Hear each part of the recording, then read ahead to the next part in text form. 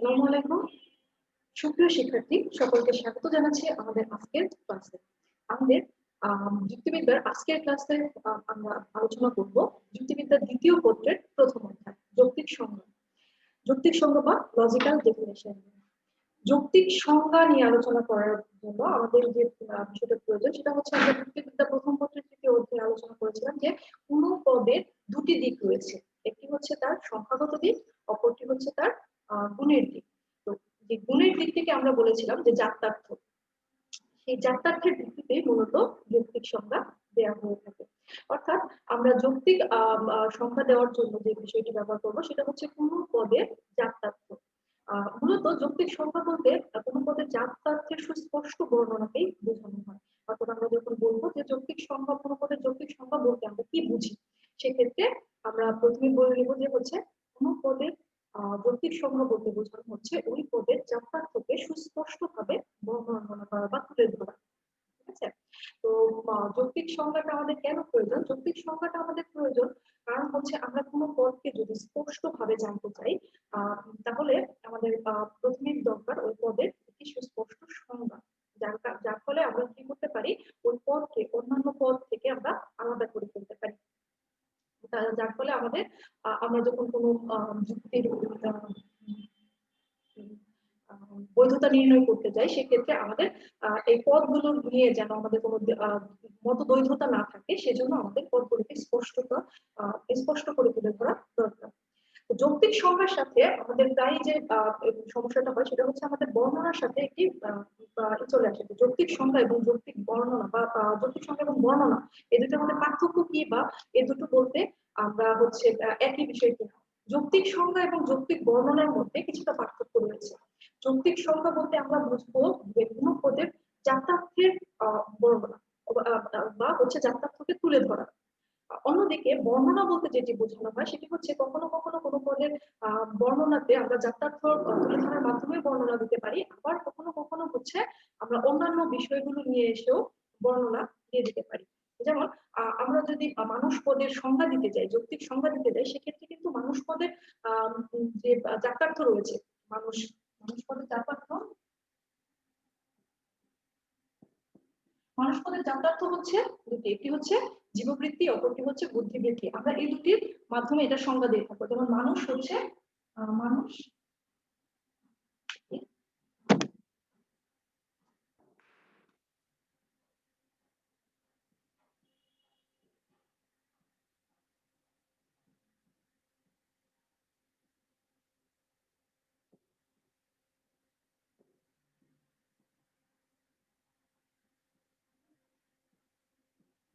এটি হচ্ছে মানুষ পদের সংজ্ঞা। অর্থাৎ মানুষ হচ্ছে বুদ্ধিবৃত্তি সম্পন্ন জীব। এক্ষেত্রে আমরা যেটা করছি যে তার জাত্যার্থকে উল্লেখ করে আমরা মানুষকে সংজ্ঞায়িত করছি। অন্যদিকে আমরা কিন্তু মানুষ পদের বর্ণনা দিতে গেলে এই বুদ্ধিবৃত্তি সম্পন্ন জীব এই কথাটি ছাড়াও অন্যান্য ভাবে বর্ণনা দিতে পারি। যেমন মানুষ হচ্ছে 2 হাত 2 পা বিশিষ্ট জীব, বা মানুষ হচ্ছে সামাজিক জীব। এইভাবে আমরা কিন্তু বর্ণনাগুলো, মানুষ পদের বর্ণনাগুলো দিতে পারি। অর্থাৎ বর্ণনার সাথে সংজ্ঞার যে পার্থক্য, মূল পার্থক্য সেটা হচ্ছে সংজ্ঞার মধ্যে অবশ্যই জাত্যার্থের বা মৌলিক যে বৈশিষ্ট্য সেটির উপস্থিতি থাকতে হবে, আর বর্ণনা এটি ছাড়াও হতে পারে। আর মিল হচ্ছে দুটোই হচ্ছে বা কোনো পদকে সুস্পষ্ট ভাবে তুলে ধরার ক্ষেত্রে ব্যবহৃত হয়ে থাকে। এরপরে আমরা দেখবো হচ্ছে আমরা যে কোনো ভাবে কোনো পদের সংজ্ঞা দিতে পারি না। সংজ্ঞা দেওয়ার জন্য আমাদের, কোনো পদের সংজ্ঞা দেওয়ার জন্য আমাদের কতগুলো রুলস বা হচ্ছে কতগুলো নিয়ম রয়েছে। সেই নিয়মগুলোর সাপেক্ষে আমরা কোনো পদকে সংজ্ঞায়িত করে থাকি। আমাদের যুক্তিবিদ্যায় আমরা এখন এই নিয়মগুলো দেখবো। আমাদের প্রথম নিয়মটি যদি দেখি আমরা, সংজ্ঞায়নের প্রথম নিয়ম, প্রথম নিয়মটিতে যেটি বলা হয়েছে সেটি হচ্ছে যে পদের সংজ্ঞা দিতে হবে সেই পদের পূর্ণ জাত্যার্থের উল্লেখ করতে হবে। পূর্ণ জাত্যার্থের উল্লেখ করতে হবে, এর বেশিও নয় এর কম নয়। অর্থাৎ কি বলেছে,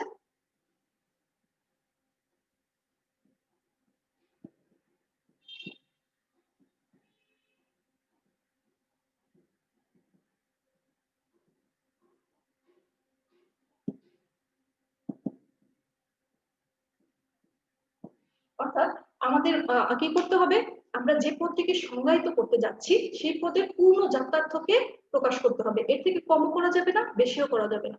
যদি আমরা পূর্ণ যাত্রার্থে বেশি প্রকাশ করি সেক্ষেত্রেও হচ্ছে সংজ্ঞাটি হয়ে যাবে অবৈধ বা ত্রুটিপূর্ণ সংজ্ঞা, যেটিকে আমরা বলবো হচ্ছে অনুপপত্তি।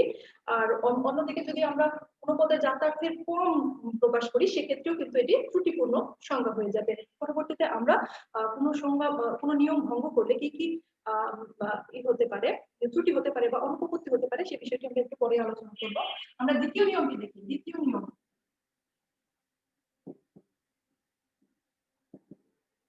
দ্বিতীয় নিয়মটি হচ্ছে যে পদের সংজ্ঞা দেওয়া হবে সংজ্ঞাটি শুধু সে পদ অপেক্ষা স্পষ্টতর হতে হবে। অর্থাৎ আমরা যে পদটিকে হচ্ছে সংজ্ঞায়িত করতে যাচ্ছি, যে শব্দমালা দ্বারা আমরা পদটিকে সংজ্ঞায়িত করতে যাচ্ছি, সেটি যে পদের সংজ্ঞা দিতে যাচ্ছি তার থেকে স্পষ্টতর হতে হবে। এর থেকে যদি আমরা আরো জটিল শব্দ, আরো কঠিন শব্দ দ্বারা আমরা সেটা প্রকাশ করতে যাই বা সংজ্ঞা দিতে চাই, সেক্ষেত্রে কিন্তু সংজ্ঞাটি আর স্পষ্ট না হয়ে দুর্বোধ্য হয়ে যাবে। এক্ষেত্রে আমাদেরকে যে বিষয়টা দেখতে হবে সেটি হচ্ছে আমাদের সংজ্ঞাদানের মূল লক্ষ্যটাই হচ্ছে কিন্তু কোনো পদকে স্পষ্টতর করে তোলা। অর্থাৎ আমরা যে পদের সংজ্ঞা দিব সেই পদটাকে যাতে সেটা নিয়ে যাতে আমাদের আর কোনো পরবর্তীতে দ্বিধা না থাকে, আমরা যেন ওই পদটা উল্লেখ করা মাত্রই ওই পদের ছবি আমাদের মনের মাধ্যমে ভেসে ওঠে, সেই বিষয়টিকে আমরা কিন্তু লক্ষ্য করে কোনো পদের সংজ্ঞা দিতে যাচ্ছি। এই কারণে আমাদেরকে যদি আমরা তার সাথে যদি আমরা আরো কঠিন শব্দ ব্যবহার করি, জটিল শব্দ ব্যবহার করি, সেক্ষেত্রে কিন্তু আমাদের এই উদ্দেশ্যটা, মূল যে উদ্দেশ্য সেটা কিন্তু ব্যাহত হয়ে যাবে। অর্থাৎ আমরা আমাদের কাছে সংজ্ঞাটি স্পষ্ট না হয়ে বরং আরো দুর্বোধ্য হয়ে যাবে। এক্ষেত্রেও দ্বিতীয় নিয়ম লঙ্ঘন করলেও কিন্তু আমাদের আরেকটি হতে পারে, দুটি ত্রুটি হতে পারে। একটি হচ্ছে অস্পষ্টতা, আমরা পরবর্তীতে সেটি বিস্তারিত আলোচনা করব। তৃতীয় নিয়মটি দেখি। তৃতীয় নিয়ম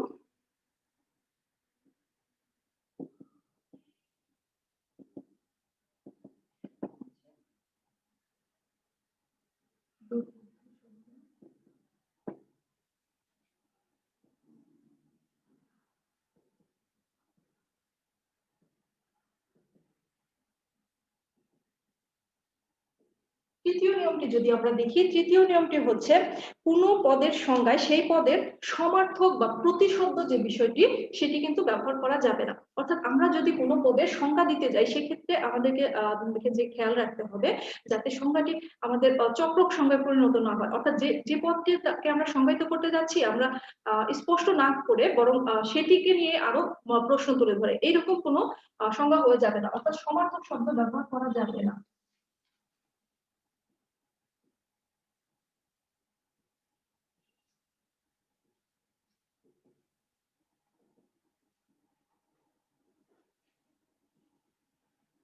সমার্থক শব্দ ব্যবহার করলেও আমাদের ত্রুটিপূর্ণ সংজ্ঞায় পরিণত হবে। চতুর্থ নিয়ম যদি আমরা দেখি,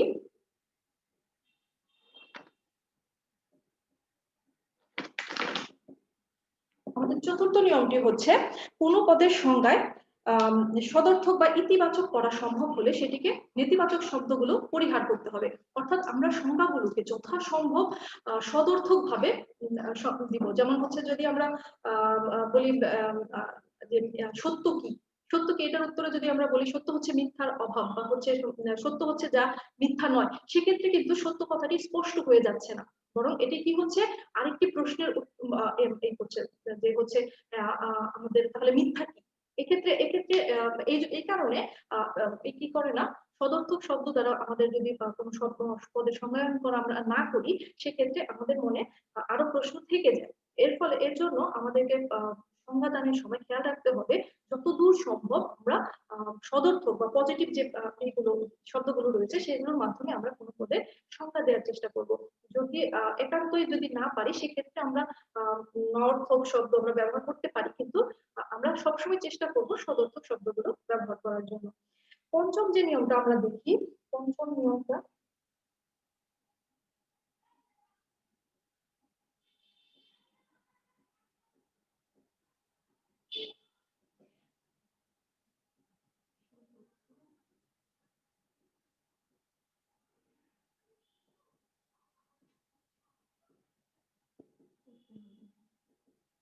পঞ্চম নিয়মে আমরা যেটি দেখি, সংজ্ঞায় সঙ্গেয় ও কি বলে সঙ্গেয় সংজ্ঞার্থ পদের ব্যক্তর্থ সমান হতে হবে, কম বেশি হওয়া যাবে না। এখানে আমাদের খেয়াল রাখতে হবে সঙ্গেয় এবং সংজ্ঞার্থ, যে পদটিকে আমরা সংজ্ঞা দিচ্ছি এবং যে পদের মাধ্যমে আমরা সংজ্ঞা দিচ্ছি, এই দুটি যে পদ, এদের কিন্তু ব্যক্তর্থের পরিমাণ কিন্তু একই থাকতে হবে। এর পরিমাণ যদি কোনোটির কম বেশি হয়, সেক্ষেত্রেও কিন্তু আমাদের অনুপপত্তি বা ত্রুটি হতে পারে। তো আমাদের সংজ্ঞাদানের জন্য এই পাঁচটি হচ্ছে আমাদের নিয়ম, অর্থাৎ কোনো পদের সংজ্ঞা দিতে গেলে আমাদেরকে লক্ষ্য করতে রাখতে হবে যাতে এই পাঁচটি নিয়ম লঙ্ঘন না করে। যদি এই পাঁচটি নিয়মের লঙ্ঘন করে, সেক্ষেত্রে কিন্তু আমাদের সংজ্ঞা অনুপপত্তি যুক্ত হবে, অর্থাৎ সংজ্ঞাটি আমাদের সঠিক হবে না। আমরা এখন দেখবো যে সংজ্ঞা এই নিয়মগুলো লঙ্ঘন করলে কি কি অনুপপত্তি হতে পারে। আমরা প্রথম নিয়মটি দেখি। প্রথম নিয়মটি ছিল আমাদের কি, কোনো পদের যাত্রার্থকে সম্পূর্ণ প্রকাশ করতে হবে, যাত্রার্থের পূর্ণ প্রকাশ করতে হবে, সম্পূর্ণভাবে প্রকাশ করতে হবে, অর্থাৎ এর থেকে কমও করা যাবে না, বেশিও করা যাবে না। এই প্রথম নিয়মটি লঙ্ঘন করলে আমাদের যে অনুপপত্তি হতে পারে, সেটি হচ্ছে চারটি অনুপপত্তি হতে পারে। একটি হচ্ছে বাহুল্য বাহুল্য সংজ্ঞাজনিত অনুপপত্তি। বাহুল্য সংজ্ঞাজনিত অনুপপত্তিটা কি, যখন সংজ্ঞার যাত্রার্থের অতিরিক্ত, অর্থাৎ আমাদের কি করা হবে, আমাদের আমরা বলেছি কি যাত্রার্থের সম্পূর্ণ প্রকাশ করতে হবে, সেটি না করে আমরা যদি অতিরিক্ত গুণ উল্লেখ করি, সেক্ষেত্রে যে সমস্যাটি হবে সেটিকে বলা হবে যে বাহুল্য সংজ্ঞা। যেমন আমরা আমরা কি বলেছিলাম যে মানুষ পদটিকে আমরা সংজ্ঞা দিয়েছিলাম যে হচ্ছে মানুষ হচ্ছে বুদ্ধিবৃত্তি সম্পন্ন জীব। তো এই কথাটি যদি আমরা এভাবে না বলে যদি এর সাথে অতিরিক্ত কোনো গুণ যুক্ত করে দিই, যেমন মানুষ হচ্ছে বুদ্ধিবৃত্তি সম্পন্ন সৃজনশীল জীব, বা মানুষ হচ্ছে বুদ্ধিবৃত্তি সম্পন্ন জ্ঞানী জ্ঞানী জীব, এই টাইপের অতিরিক্ত কোনো গুণ যুক্ত করলে সেটি হয়ে যাবে হচ্ছে বাহুল্য সংজ্ঞাজনিত অনুপপত্তি। আমাদের দ্বিতীয় যে অনুপপত্তিটি হবে সেটি হচ্ছে অবান্তর সংজ্ঞাজনিত অনুপপত্তি। অবান্তর সংজ্ঞাটি কি? অবান্তর সংজ্ঞার মধ্যে আমরা দেখি যে অবান্তর যদি আমাদের কি করা হয়, সংজ্ঞায় কোনো যাত্রার্থের অতিরিক্ত গুণ থাকলে এবং তার যদি সেই গুণটি যদি অবিচ্ছেদ্য অবান্তর লক্ষণ হয়, অবিচ্ছেদ্য অবান্তর লক্ষণ, সেক্ষেত্রে আমাদের প্রথমে যে যেটি আমরা দেখি, প্রথমটি ছিল বাহুল্য সংজ্ঞায়। বাহুল্য সংজ্ঞায় কিন্তু আমাদের অতিরিক্ত গুণ থাকবে, কিন্তু অতিরিক্ত গুণের সাথে আমাদের যেটি থাকবে যে উপলক্ষণ, অর্থাৎ এক্ষেত্রে আমাদের উপলক্ষণ অবান্তর লক্ষণ এই জিনিসগুলো নিয়ে একটু আলোচনা করা দরকার। উপলক্ষণ হচ্ছে কোনো গুণের যাত্রার্থ নয়, কিন্তু যাত্রার্থ থেকে নিশ্চিত হয়েছে, এরকম গুণাবলীকে আমরা বলছি উপলক্ষণ। তো সেই উপলক্ষণ অতিরিক্ত গুণ, এবং সেটি কি করবো আমাদের, সেটি যদি আমাদের উপলক্ষণ হয়, সেক্ষেত্রে আমাদের সেটি হয়ে যাবে বাহুল্য সংজ্ঞা। যেমন আমাদের যদি বলি যে মানুষ হচ্ছে বুদ্ধিবৃত্তি সম্পন্ন সৃজনশীল জীব, সৃজনশীলটি কিন্তু মানুষের যে বুদ্ধিবৃত্তির সত্তা সেখান থেকে নিশ্চিত হয়েছে, এই কারণে এটি হচ্ছে উপলক্ষণ। অপরদিকে অবান্তর সংজ্ঞা হবে হচ্ছে যদি আমাদের কি করা হয়, যে কোনো গুণের অতিরিক্ত কোনো গুণ উল্লেখ করা হয় এবং সেই অতিরিক্ত গুণটি যদি অবিচ্ছেদ্য অবান্তর লক্ষণ হলে সেটি হবে হচ্ছে অবান্তর সংজ্ঞা। অবিচ্ছেদ্য অবান্তর লক্ষণ গুণগুলো কি, যেগুলো হচ্ছে আমাদের আবশ্যিক যে গুণাবলীগুলো আমাদের ওই পদের জন্য যাত্রার্থ নয়, কিন্তু সেগুলো কি হচ্ছে আবশ্যিকভাবে কোনো পদের মধ্যে থাকে এবং কি করে সেগুলো কখনো ছেড়ে যায় না। যেমন হচ্ছে বলা যায় যে হচ্ছে মানুষ দুপে দুই পা বিশিষ্ট প্রাণী। এই দুই পা বিশিষ্ট প্রাণী এটি কিন্তু অবিচ্ছেদ্য, এটি কিন্তু হচ্ছে কি করা যায় না, কোনো মানুষের ক্ষেত্রে কিন্তু দুই পা বিশিষ্ট নয়, এরকম কিন্তু হয় না। তো এই সমস্ত গুণাবলীকে বলা হয় যে হচ্ছে অবান্তর লক্ষণ, অবিচ্ছেদ্য অবান্তর লক্ষণ। অর্থাৎ একটি জাতির সবার মধ্যে এই গুণটি উপস্থিত, কিন্তু যদিও সেটি তার হচ্ছে যাত্রার্থ নয়, এগুলো হচ্ছে অবান্তর লক্ষণ। এগুলো খেয়াল রাখতে হবে। আমাদের লক্ষণ বা হচ্ছে যাত্রার্থ যেটি, সেটি হচ্ছে কিন্তু আমাদের আবশ্যিক গুণ। আর অন্যদিকে অন্যান্য যে এই আবশ্যিক গুণ ব্যতীত অন্যান্য যে গুণাবলীগুলো রয়েছে সেই গুণাবলীগুলোকে আমরা বিভিন্ন ভাগে ভাগ করতে পারি। এগুলো নিয়ে আসলে মূলত আলোচনা করা হয়েছে আমাদের প্রথম পত্রের ৪র্থ অধ্যায়ে। এটা নিয়ে বিস্তারিত আলোচনা করা হয়েছে। বিধেয়ক নামক যে অধ্যায়, সেখানে আমাদের এগুলো নিয়ে বিস্তারিত আলোচনা করা হয়েছে। তো আমরা এখন যেটা বলছি যে এই অবান্তর লক্ষণ, অবিচ্ছেদ্য অবান্তর লক্ষণ যদি থাকে, তাহলে সেটিকে আমরা বলবো হচ্ছে অবান্তর সংজ্ঞা। যেমন আমরা যদি বলি মানুষ হচ্ছে বুদ্ধিবৃত্তি সম্পন্ন 2 পা বিশিষ্ট প্রাণী, সেক্ষেত্রে এটি হয়ে যাবে অবান্তর সংজ্ঞা।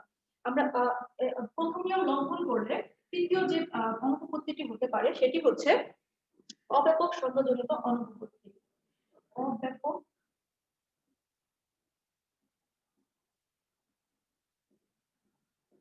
অব্যাপক সংজ্ঞা কোনগুলো? সংজ্ঞা প্রদানের সময় কোনো পদের যাত্রার্থের অতিরিক্ত গুণ উল্লেখ করা হলে এবং তা ওই পদের বিচ্ছেদ্য অবান্তর লক্ষণ হলে সেক্ষেত্রে সেটিকে বলা হয় হচ্ছে অব্যাপক সংজ্ঞাজনিত অনুপপত্তি। যেমন বিচ্ছেদ্য যে অবান্তর লক্ষণগুলো, সেগুলো হচ্ছে যেটা হচ্ছে ব্যক্তিভেদে ভিন্ন ভিন্ন হতে পারে। যেমন কোনো কোনো মানুষ হচ্ছে হাস্যপ্রিয়, কোনো কোনো মানুষ হচ্ছে কলহপ্রিয়, কোনো কোনো মানুষ হচ্ছে লাজুক। এই সমস্ত গুণাবলীগুলো হচ্ছে বিচ্ছেদ্য অবান্তর লক্ষণ। অর্থাৎ কোনো ওই জাতির সবার মধ্যে উপস্থিত নয়, কারো কারো মধ্যে উপস্থিত, কারো কারো মধ্যে অনুপস্থিত। তো এই সমস্ত গুণাবলীকে বলা হচ্ছে বিচ্ছেদ্য অবান্তর লক্ষণ। তো এই সমস্ত গুণাবলী যদি উল্লেখ করে সংজ্ঞা প্রদান করা হয়, সেক্ষেত্রে কিন্তু হয়ে যাবে অব্যাপক সংজ্ঞাজনিত অনুপপত্তির মধ্যে পড়বে। যেমন আমরা যদি বলি যে মানুষ হচ্ছে বুদ্ধিবৃত্তি সম্পন্ন হাস্যপ্রিয় প্রাণী, সেক্ষেত্রে কিন্তু এটি হয়ে যাবে অব্যাপক সংজ্ঞাজনিত অনুপপত্তি। অপরদিকে আমরা যদি চতুর্থ যে সমস্যাটি হতে পারে সেটি হচ্ছে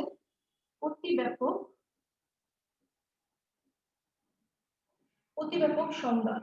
অর্থাৎ প্রথম নিয়ম লঙ্ঘন করলে চতুর্থ যে অনুপপত্তিটি হতে পারে সেটি হচ্ছে অতিব্যাপক সংজ্ঞাজনিত অনুপপত্তি। অতিব্যাপক সংজ্ঞাজনিত অনুপপত্তিটি হচ্ছে সংজ্ঞায় কোনো পদের যাত্রার্থের পরিপূর্ণ উল্লেখ না করে যদি আংশিক যাত্রার্থ প্রকাশ করা হয়, তাহলে যে সমস্যাটি তৈরি হয় সেটিকে বলা হয় অতিব্যাপক সংজ্ঞাজনিত অনুপপত্তি।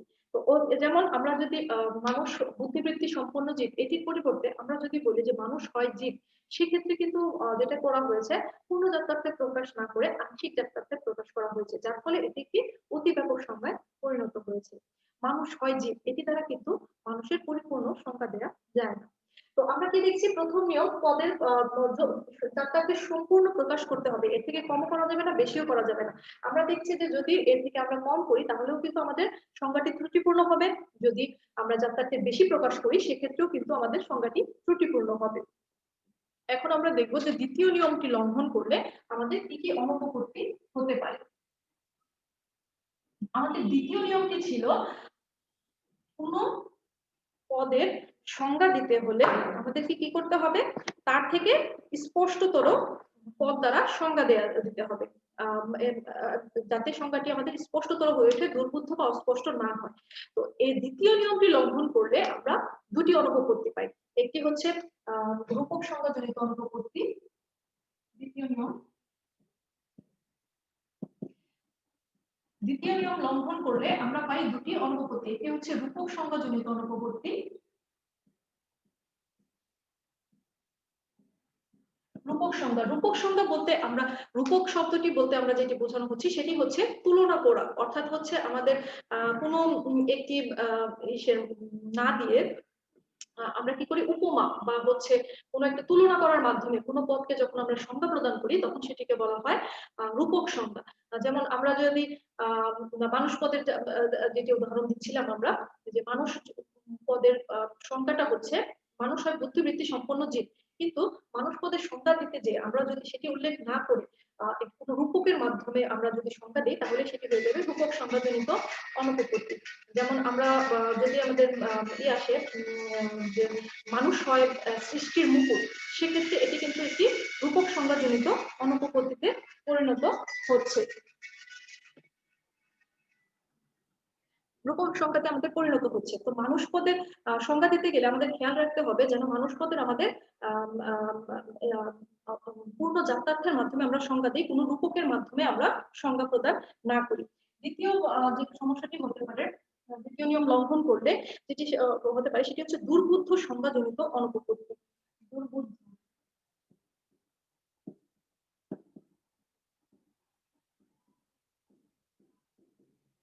দুর্বুদ্ধ সংজ্ঞাজনিত অনুপপত্তি। দুর্বুদ্ধ বলতে এখানে বোঝাচ্ছে যে যেটা বোঝা হচ্ছে আমাদের জন্য কঠিন হয়ে যাবে, অর্থাৎ যখন আমরা সহজ সরল বা স্পষ্ট কোনো পদের মাধ্যমে সংজ্ঞা না দিয়ে সেটিকে আমরা কি করে ফেলি, আমরা আরো কঠিন শব্দ ব্যবহার করে সংজ্ঞা প্রদান করি, সেক্ষেত্রে যে সমস্যাটি হবে সেটি হচ্ছে দুর্বুদ্ধ সংজ্ঞাজনিত অনুপপত্তি। যেমন আমরা যদি কোনো যেমন বক, বক পাখি এর এর একটা সংজ্ঞা দিতে যে আমরা যদি বলি যে বক হলো শ্বেত শুভ্র দীর্ঘ গ্রীবা গ্রীবা স্থিতিধারী একটি সুশ্রী বিহঙ্গ, সেক্ষেত্রে আমাদের কিন্তু এটা একটা দুর্বোধ্য সংজ্ঞায় পরিণত হচ্ছে। যেমন এখানে আমরা যেটা দ্বারা সংজ্ঞাটি প্রদান করলাম সেটির মধ্যে কিন্তু কতগুলো শব্দ ব্যবহার করেছি যেগুলোকেও আরো স্পষ্ট করে তোলা দরকার।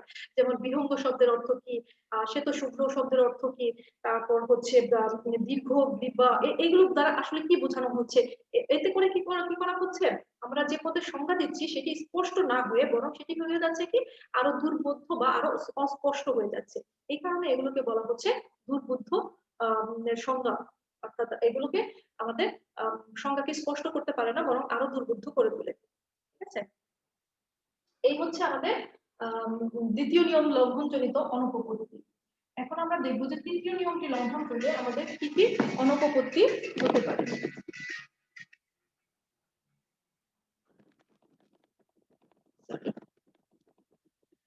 তৃতীয় নিয়ম, আমাদের তৃতীয় নিয়মটি ছিল যে আমাদের তৃতীয় নিয়মটি ছিল কোনো পদে সংজ্ঞা দিতে গেলে সমর্থক শব্দ ব্যবহার করা যাবে না, সমর্থক বা প্রতিশব্দ ব্যবহার করা যাবে না। সমার্থক বা প্রতিশব্দ ব্যবহার করলে আমাদের কি হতে পারে, সংখ্যাটি একটি চক্রকের মধ্যে পড়ে যেতে পারে। তৃতীয় নিয়ম লঙ্ঘন করলে আমাদের যে অনুপপত্তিটি হয় সেটির নাম হচ্ছে চক্রক সংজ্ঞাজনিত অনুপপত্তি। অর্থাৎ আমাদের কি করা হয়, আমরা একটা চক্র বা হচ্ছে একটা সার্কেলের মধ্যে পড়ে যাচ্ছি যেটির কারণে আমাদেরকে কি করা হচ্ছে না,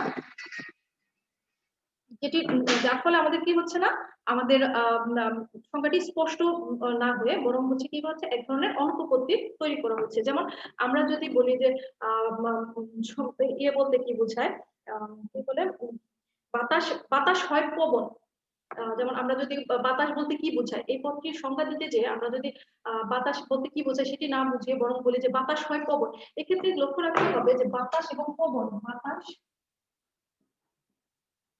হয়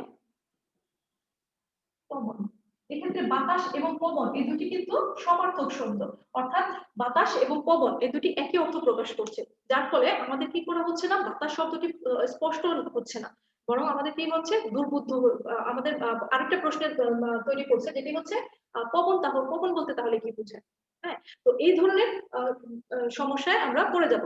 অর্থাৎ তৃতীয় নিয়মে আমাদের বলা হয়েছে যে সমার্থক বা প্রতিশব্দ দ্বারা সংজ্ঞায়ন করা যাবে না। যদি আমরা প্রতিশব্দ দ্বারা বা সমার্থক শব্দ দ্বারা আমরা সংজ্ঞা প্রদান করি সেক্ষেত্রে আমাদের যে সমস্যাটি হবে সেটি হচ্ছে আমাদের সার্কুলার ফ্যালাসি বা চক্র সংজ্ঞাজনিত অনুপপত্তি তৈরি হবে। এরপরে আমরা দেখবো হচ্ছে চতুর্থ নিয়ম লঙ্ঘন করলে আমাদের কি সমস্যা হতে পারে। আমাদের চতুর্থ নিয়মটি ছিল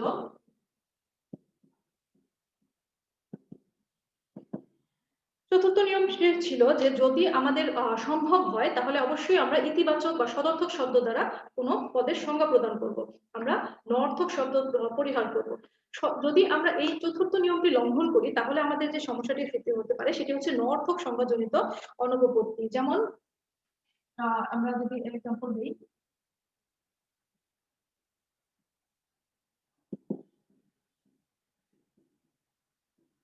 এই এই এই চাঁদ কি, তো চাঁদ নয় গ্রহ, এখানে কি করা হয়েছে আমাদের, আমাদের এখানে যেটি করা হয়েছে সেটি হচ্ছে নঅর্থক বা নেতিবাচক শব্দ দ্বারা সংজ্ঞায়ন করা হয়েছে, অথচ আমরা কিন্তু এটিকে চাইলে সদর্থক শব্দ দ্বারা সংজ্ঞায়িত করতে পারি, যার ফলে আমাদের কি হতে পারে, এগুলো স্পষ্ট হতে পারে। যেমন চাঁদ হচ্ছে কি উপগ্রহ, এভাবে কিন্তু আমরা সংজ্ঞায়নটি করতে পারি। কিন্তু তা না করে যখন আমরা বলবো যে চাঁদ নয় গ্রহ, সেক্ষেত্রে কিন্তু আমাদের একটি অনুপপত্তি তৈরি হবে যেটিকে বলা হচ্ছে নঅর্থক সংজ্ঞাজনিত অনুপপত্তি। এরপরে আমরা দেখবো হচ্ছে পঞ্চম নিয়ম।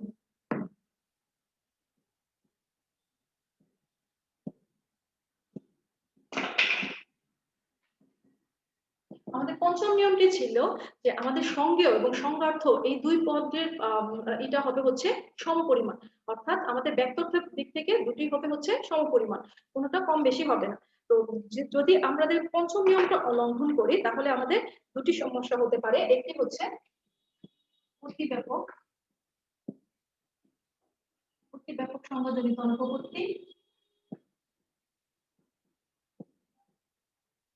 অপরটি হচ্ছে অব্যাপক সংজ্ঞাজনিত অনুপপত্তি। অতি ব্যাপক এবং অব্যাপক সংজ্ঞাজনিত অনুপপত্তি কোনটা? অতি ব্যাপক হবে যখন যখন আমাদের কি হবে, আমরা সংজ্ঞেয় ক্ষেত্রে কি করা হবে, যদি ব্যক্তর্থ আংশিক ব্যক্তর্থ প্রকাশ হয় সেক্ষেত্রে কি করা হবে, সেটি অতি ব্যাপক হয়ে যাবে। যেমন যদি আমরা বলি যে মানুষ হয় প্রাণী, সেক্ষেত্রে কিন্তু আমাদের, বা মানুষ হয় জীব, সেক্ষেত্রে কিন্তু আমাদের সংজ্ঞাটি অতি ব্যাপক হয়ে যাচ্ছে, অর্থাৎ মানুষ পদের যে ব্যক্তর্থ রয়েছে তার থেকে কিন্তু ব্যক্তর্থের পরিমাণটা অনেক বেশি হয়ে যাচ্ছে। এই কারণে এটি হয়ে যাবে অতি ব্যাপক সংজ্ঞাজনিত অনুপপত্তি। অন্যদিকে অব্যাপক সংজ্ঞা হবে যখন যখন আমরা কি করব, কি করব, জাত্যার্থের পাশাপাশি একটি অতিরিক্ত গুণ যুক্ত করে দেবো, সেক্ষেত্রে কিন্তু এটা হয়ে যাবে অব্যাপক সংজ্ঞাজনিত অনুপপত্তি। যেমন যদি বলি যে মানুষ হয় হচ্ছে কি বুদ্ধিবৃত্তি সম্পন্ন শিক্ষিত জীব, তো এই ক্ষেত্রে কিন্তু কি করা যাবে, আমাদের অশিক্ষিত যে মানুষগুলো তারা কিন্তু এখান থেকে বাদ পড়ে যাবে, যার ফলে কি হয়ে যাবে, আমাদের সংজ্ঞাটি অনেক ব্যাপক অব্যাপক হয়ে যাবে, অর্থাৎ পূর্ণ ব্যক্তর্থে প্রকাশ করবে না। এই কারণে আমাদের পঞ্চম নিয়মটি লঙ্ঘন করলে আমরা দেখি যে এক্ষেত্রে দুটি সমস্যা তৈরি হতে পারে। একটি হচ্ছে অতি ব্যাপক সংজ্ঞাজনিত অনুপপত্তি, অপরটি হচ্ছে অব্যাপক সংজ্ঞাজনিত অনুপপত্তি। তো এই হচ্ছে আমাদের সংজ্ঞা, যৌক্তিক সংজ্ঞা এবং বর্ণনা, যৌক্তিক সংজ্ঞার 5টি নিয়ম এবং 5টি নিয়ম লঙ্ঘনজনিত অনুপপত্তি। এখন আমরা যেটি আলোচনা করব সেটি হচ্ছে যৌক্তিক সংজ্ঞার সীমাবদ্ধতা, অর্থাৎ কোন কোন ক্ষেত্রে যৌক্তিক সংজ্ঞাটি প্রযোজ্য নয়।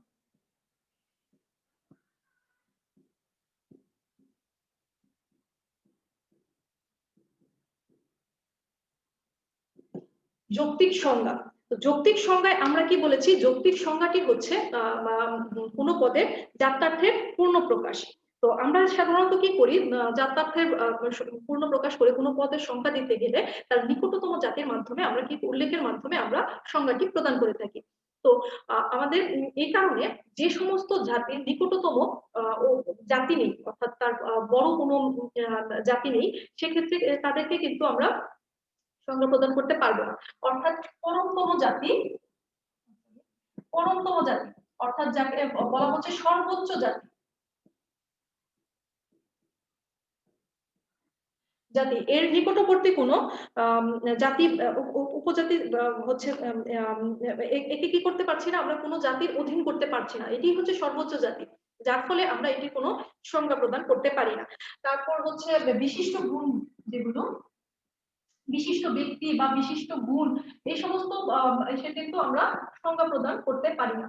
যেমন হচ্ছে বিশিষ্ট ব্যক্তি, ব্যক্তি বিশেষ, বা হচ্ছে বিশিষ্ট গুণ বলতে এখানে বোঝানো হচ্ছে যে কি সাদা, তারপর হচ্ছে নীল, এই টাইপের গুণগুলোরও কিন্তু আমরা কোনো সংজ্ঞা প্রদান করতে পারছি না। আমরা সংজ্ঞা করতে পারছি না যে হচ্ছে মনের কিছু মৌলিক নিয়ম বা কিছু হচ্ছে মৌলিক বৈশিষ্ট্য রয়েছে, সুখ দুঃখ আনন্দ বেদনা, এগুলোরও কিন্তু আমরা কোনো সংজ্ঞা প্রদান করতে পারি না। আমরা আরো সংজ্ঞা প্রদান করতে পারি না হচ্ছে বস্তুর ওজন, তারপর হচ্ছে এই জাতীয় যে কোনো বিশেষ গুণ, বিশেষ বৈশিষ্ট্য, বিশেষ ব্যক্তি, স্বকীয় নামবাচক নাম, পরমতম জাতি, এই সমস্ত ব্যক্তিগুলোর কি করা হয় না, জাত্যার্থ হয় না, যার কারণে এদেরকে কি করতে পারি না, আমরা সংজ্ঞায়িত করতে পারি না। আমরা বলেছি যে সংজ্ঞায়ন মানেই কিন্তু কি করতে হবে, জাত্যার্থের পূর্ণ প্রকাশ করতে হবে।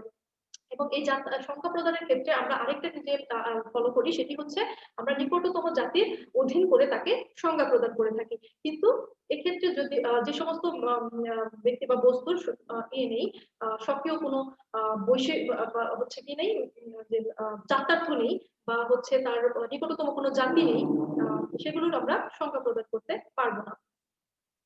তারপর এই হচ্ছে মোটামুটি আমাদের প্রথম অধ্যায়ের বিষয়বস্তু। আশা করি তোমাদের বুঝতে কোনো সমস্যা হয়নি। যদি কোনো তোমাদের বুঝতে কোনো সমস্যা হয়ে থাকে তাহলে তোমরা আমাদেরকে জানাতে পারো, আমরা বিষয়টি স্পষ্ট করে দেওয়ার চেষ্টা করব।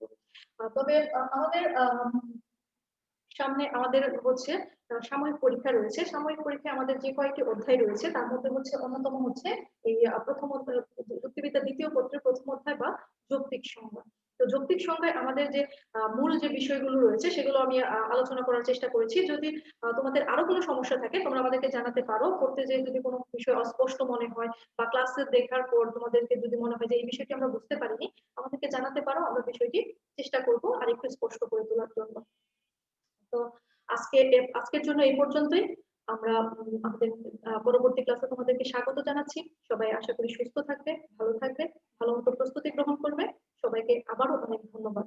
ধন্যবাদ সবাই।